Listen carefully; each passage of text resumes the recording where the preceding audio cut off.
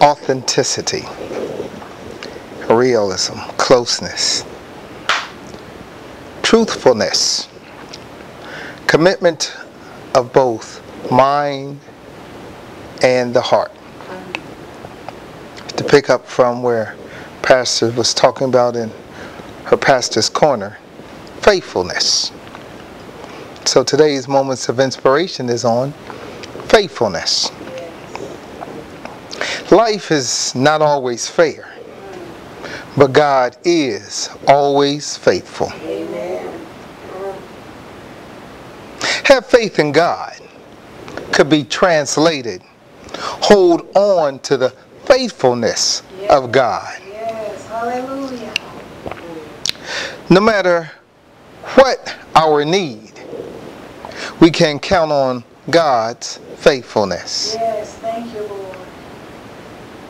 When faithfulness is most difficult, this is when it's most rewarding. Amen. Yes, hallelujah.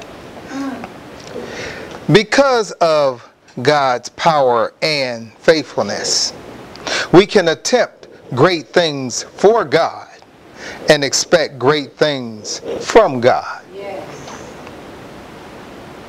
Spiritually speaking, we need to stay put and remain faithful to God despite pressure from others. Yes, yes.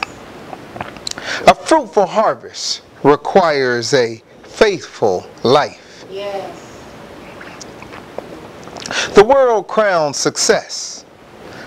God crowns faithfulness. Yes, thank you, Lord. Amen. And to take with us this week, oftentimes God demonstrates his faithfulness in adversity by providing for us what we need to survive.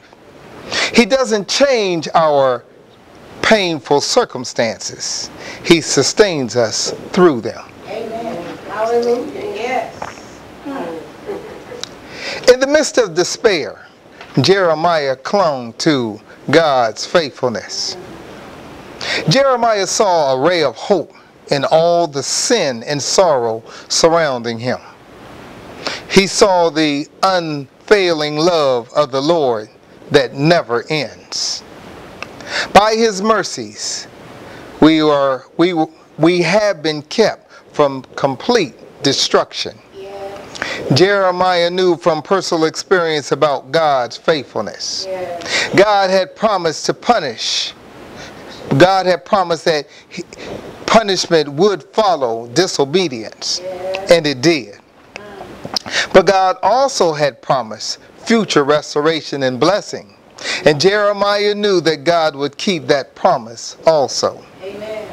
Trusting in God's faithfulness day by day makes us confident in his great promises for the future. Yes, thank you, Lord. God always has a remnant of faithful followers. Thank you, Lord. Hallelujah. Just a remnant. Elijah thought that he was the only person left who was still faithful to God. He had seen both the king's court and the priesthood become corrupt. Yes. After experiencing a great victory at Mount Carmel, he had to run for his life. Lonely and discouraged, he forgot that others had remained faithful during the nation's wickedness. When you are tempted to think that you are only one remaining faithful to a task, don't stop to feel sorry for yourself. Thank you, Lord. Self-pity will dilute the good you are doing. Be assured that even if you don't know who they are, Oh, Jesus. others are faithful, obeying God and fulfilling their duties. Amen. Thank you, Lord. Faithfulness should be characteristic of God's people. Amen. Jesus used salt to illustrate three qualities that should be found in his people. One, we should remember God's faithfulness. Yes. Just as salt used with a sacrifice recalls God's covenant with his people, 2, we should make a difference in the flavor of the world we live in, just as salt changes meat's flavor. 3, we should counteract the moral decay in society, just as salt preserves food from decay. When we lose this desire to salt the earth with love and the message of God, we become useless to Him. Yes. Ooh, Jesus.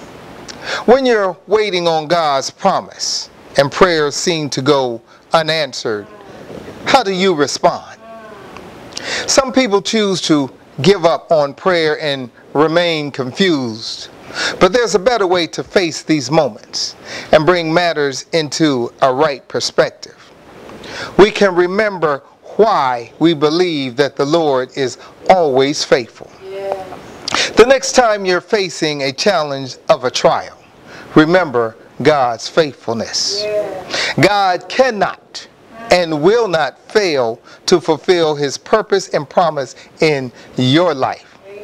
By reminding yourself of this, your heart will be strengthened in the Lord, and you will find rest in His faithfulness. Amen? Amen. Amen. We thank the Lord for His word thus far this morning. And now we'll be blessed with one more musical selection, and then we will have a word from our pastor. Pray that all hearts and minds open to receive what thus saith the Lord this morning.